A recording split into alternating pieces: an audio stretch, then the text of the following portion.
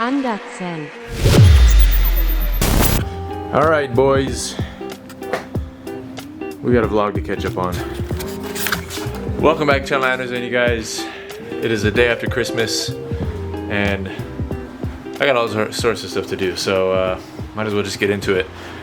C55, as you guys can see, and you saw on Wednesday, we got the engine back in here. I just got to finish buttoning things up, wiring harness, get it all plugged back in, booster, throttle body, all that stuff. So that will be coming up. Everybody is still on it. Yes, it is. That'll be coming up, another video, and we'll basically continue on for part 3, the end of part 2 and part 3 of the manual swap series. So I was basically finishing up part 2 and starting part 3 when the whole transmission cracking the oil pan thing happened. So I'm gonna get back to that, and I'll release them basically one episode at a time, 1, 2, 3. But I want to make an intro with the car finished for all 3 episodes before I release the series. So it's got to be all the way done before I can release those videos. Anyways, we are working on some other stuff today. I am charging up the C55 right now because I need to get this thing out and about and just run it through its paces, get the fluids up to temp and everything, just get it sorted. Not sorted, but you know, just let it, you know, run its paces for a little bit. This area right here is such an annoying problem, guys, with all the crud. It just gets trapped in here and it's driving me crazy. I still have these plastic trims somewhere. I'm honestly thinking about putting them back because even though I kind of get annoyed at them because they do trap stuff underneath, they at least help stuff kind of stay out of this area, but I don't know. See what I end up doing. Other things going on. The C36 is still losing coolant, and I know where it's from now, but it's gonna be a bit of a process to try to correct it. So let me show you guys. Oh, the beautiful 3.6. All right, well, last time you guys saw, we replaced the expansion tank, and I knew it was kind of a shot in the dark, but I figured it was worth a shot because I wanted to replace it anyway. So it's only 30 bucks, super easy to replace, and like I said, I just wanted to have a new one in there because the old one was the original. Now, the next area that I was dreading it being is the fitting back here, which you guys can't see because of the lighting right now, but down there basically in this crevasse of information over there there is a plastic fitting like Mercedes is so well known for using. And actually I can show you the same exact thing over here. I have to replace on this car, which lives somewhere right back here. It's hiding. Anyways, this fitting, it's the same exact thing. Mercedes uses this on like all of them. They have a tri-split, and it basically feeds to the windshield washer, into the cabin for the heater, and back to the block.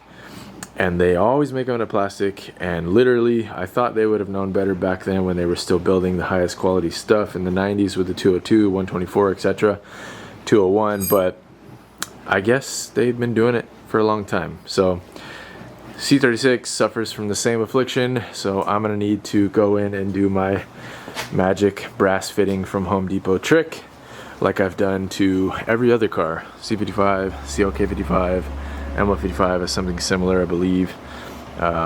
This car will get the same thing, and this car will get the same thing. So that is a fix I'm going to be trying, but before I do that, it is pretty cumbersome to get this out of here. I was just watching a video, I forget his channel, but I watch it many times for help with like very in detail jobs, but essentially we got to take like all of this out of here to get this plastic panel off to have clear access over there for that fitting. I'm gonna try my best to see if we don't need to do that, but honestly I wouldn't mind getting all this stuff out of here and cleaning inside of there and just protecting what I can. So see what I do, but let me catch you guys up in a little bit once I got a game plan. Alright you guys, well, I don't think there's any way around this. I'm gonna have to do the hard job of getting everything out of here. So the fitting is like this hose right here. I don't know if you guys can see that.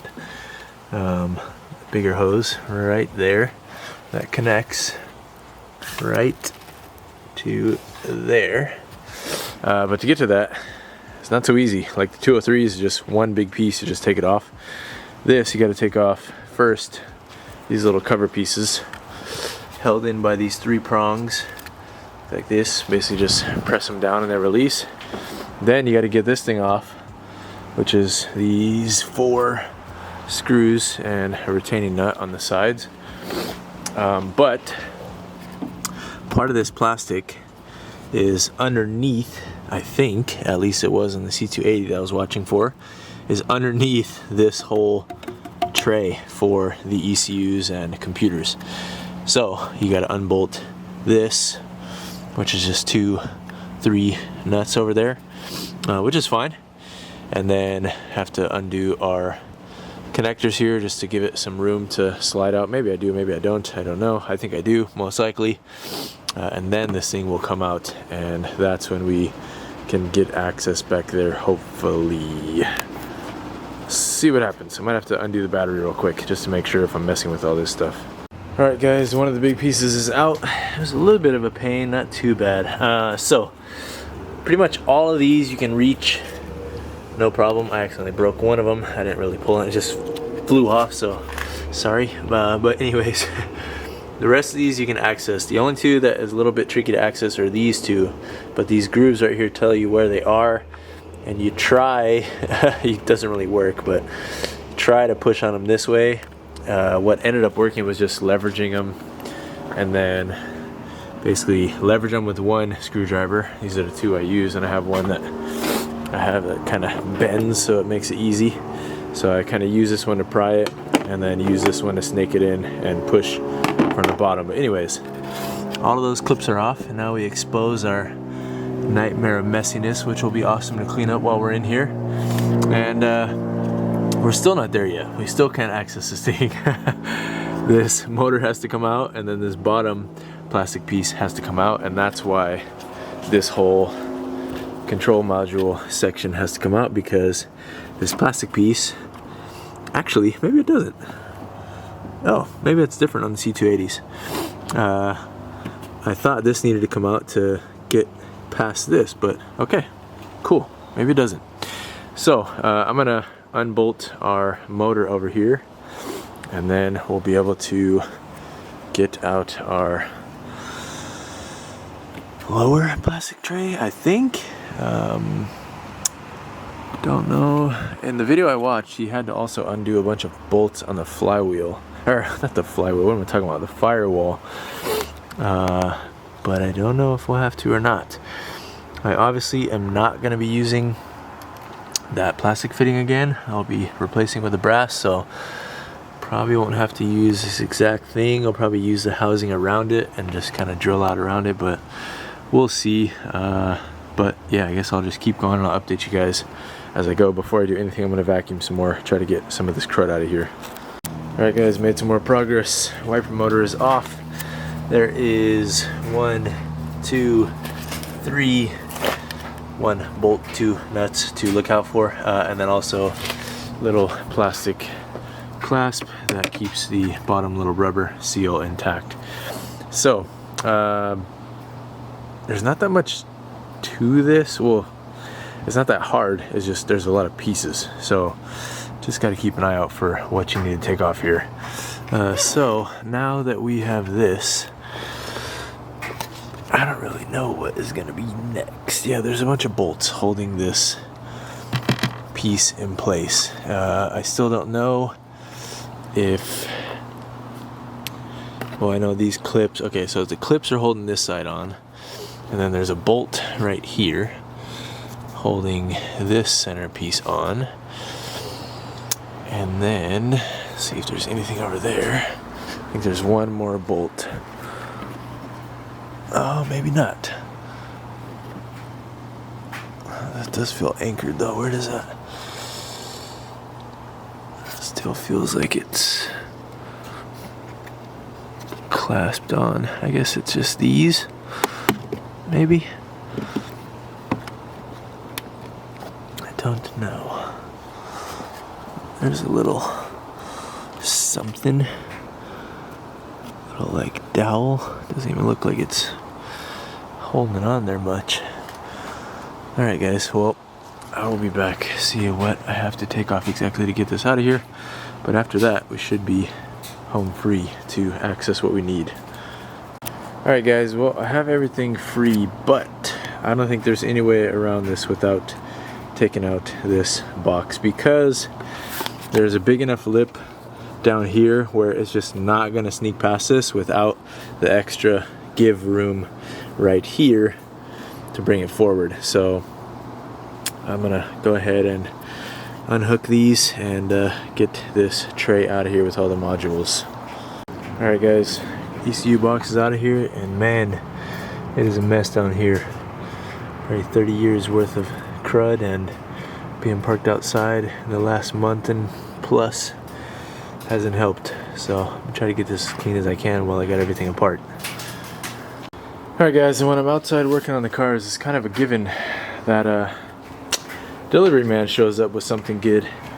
And this one is definitely a very good one. Big thank you to Knees Wings. There'll be an official video on this, of course, but inside of this box we got some real nice goodies for the CLK that will be in an upcoming video, so keep on lookout for that.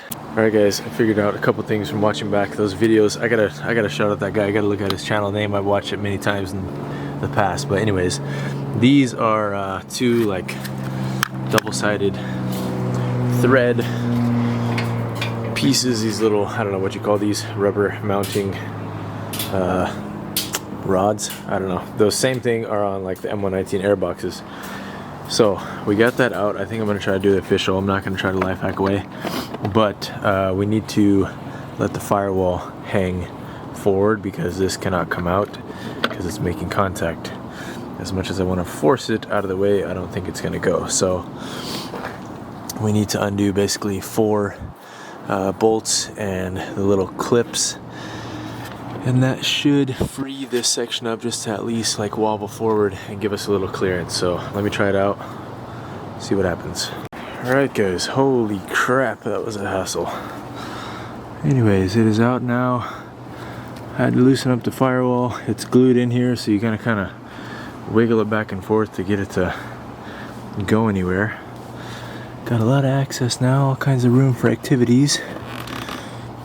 Double check things back here. There's a couple coolant connections. I do definitely smell coolant in here. I was hoping, honestly, to find like a puddle of some kind, but it's also been a few days and it does have a lot of drainage at these areas. Look what I found. Strut washer that somebody probably dropped back there years ago. Anyways, well, I'm gonna get it cleaned out here and then we'll start on our project. Alright guys, got it a bit cleaned out here. Right here, by the way, there's a drainage hole, so it would not be pooling up there, but it definitely is wet down here. And yeah, I don't know. The only thing that made me think it was this was because there was definitely like dried coolant.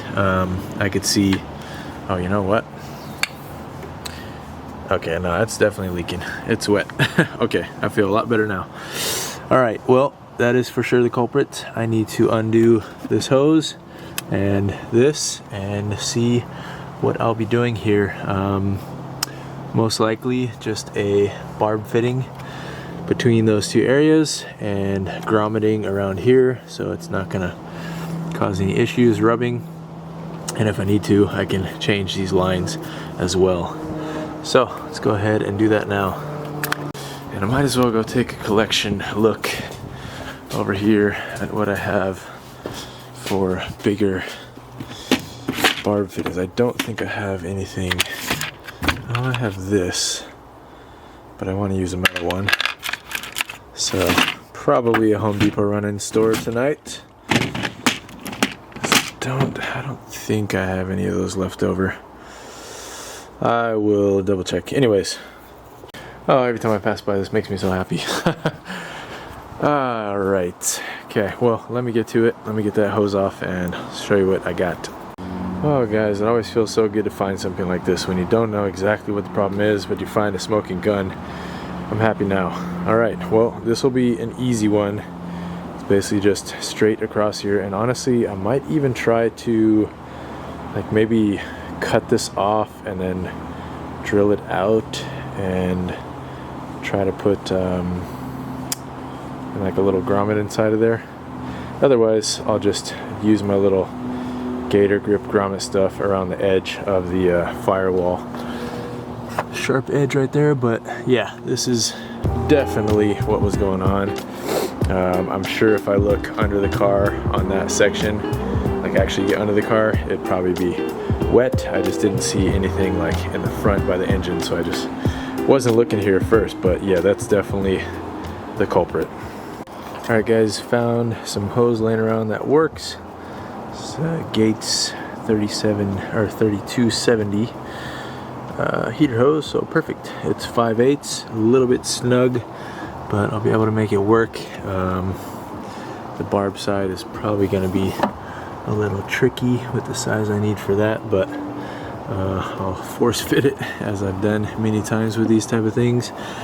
But anyways, if you're doing this, doesn't matter what Mercedes you're doing this on or any car really, if you have something similar to this, always check the hose that you pull the fitting out of unless it comes out clean, because there's always going to be some debris left in there. So I just took out, I don't know, a bunch of little chunks like this from this hose. So just make sure you do so and you'll be okay. But yeah, I'm going to go ahead and see what fitting will fit in here. I'll probably bring the hose with me to Home Depot.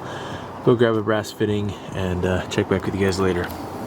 Alright guys, we are back. It's the next morning. I gotta fly through this because we gotta go somewhere quickly, but I can't believe this, you guys. This one night, it all spilled up with crap again. Luckily it did not rain. I did cover everything up with garbage bags just in case, and I had the hood closed. But gosh, I gotta vacuum all this out and then get this started. I have the little PEX fitting from Home Depot. It's a 3/4 barb fitting. And I'm hoping the hose I have laying around will work for this. So I gotta fly through this. Like I said, I only got an hour. I gotta button this thing back up. I'll check back with you guys when I can. Alright guys, there is our contraption that we've made. I'm gonna go ahead and plug this in to our main feed over there and connect it all up. Should be good. And I'm basically gonna zip this stuff back together as fast as I can, because like I said, I gotta go. So catch you in a second. Alright you guys, there it is, cinched up. Got the connector in there, all good to go. I use this little edge grip stuff, or I don't know what this is called, like gator grip, on the edges here. So it's got a little U and then a bottom piece, so just in case if it's rubbing, it won't do any damage. So that's it guys, I gotta get this thing patched up. Alright guys, I'm out of time for now, but I got a bunch done, so I will catch you guys once I'm back home. Alright you guys, we are back to it. Time to get back to this thing. I covered it up just so a bunch of crud didn't go back into the crevice that I've cleaned like 10 times while I've been working on this. But anyways, I have it most part sealed up, ready to go. I gotta get the motor back in and this secondary piece along with the little pop-in covers. So let me do that real quick. I'll set you guys on the tripod and finish this up, and fingers crossed we got a solve for our coolant leak here.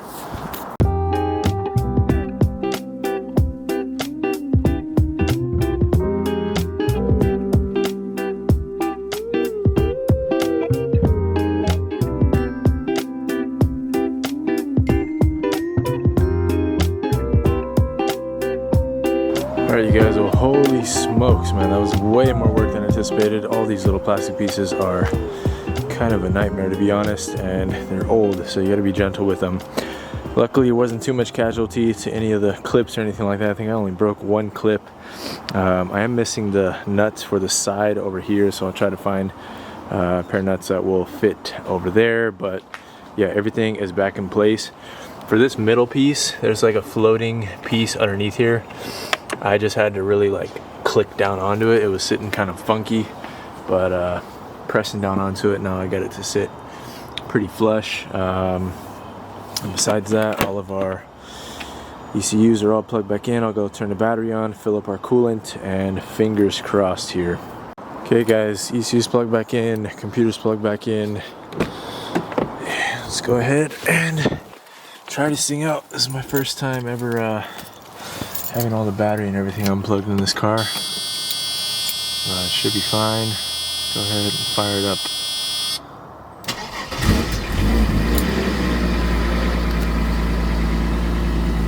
Alright, turn this on, full blast, and keep an eye on our coolant here. Last time I basically just took a short drive around the neighborhood, and by the time I came back, coolant light was already coming on. So it's not going to take much for me to find out if this in fact was the fix. So catch you in a second. Alright you guys, time for a quick drive. I will update you guys once you get back. Alright you guys, we are almost up to temp. What am I holding? Oh, the charger. We're almost up to temp. You can see here. And coolant seems fine.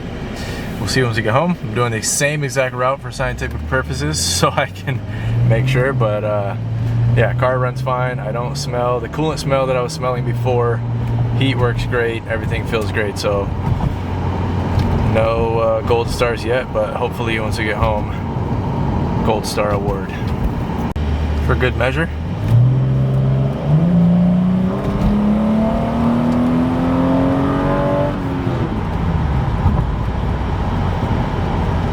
Feels good.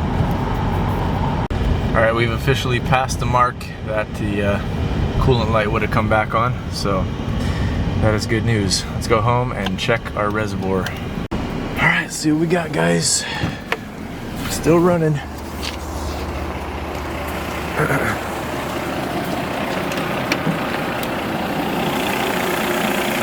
And a full reservoir. That is what I like to see. Alright guys, I think we can chalk this one up as an easy fix. Just took a lot of time, all the little plastic pieces, but I'm very thankful. It's nothing major. It was just a simple plastic failure. Lasted a good 30 years, so I think you know, all due respect to that piece, but it was time. And like I said guys, I've done this to pretty much all of my cars at this point. Mercedes uses those plastic Y fittings on the cowl on almost every car that I've seen, and they just don't last after time. Plastics back then, some of these plastics are a little better, so it lasted a long time, but this thing didn't last very long. That failed probably 3 years ago now, 2 years ago. ML55 has also had it done. I did it on this car when it was down, and the red car will be getting the same thing in the garage. So it's just something that needs to be taken care of. But yeah, that's gonna go ahead and do it, guys. I might finish this off with the wash here, but we'll see if I include that in this video or not. But this thing definitely deserves a wash and a scrub down. It is filthy right now. I need to get all the cars washed, but this thing definitely deserves it after going through all that. So catch you guys on the next one. Thank you for watching. Peace.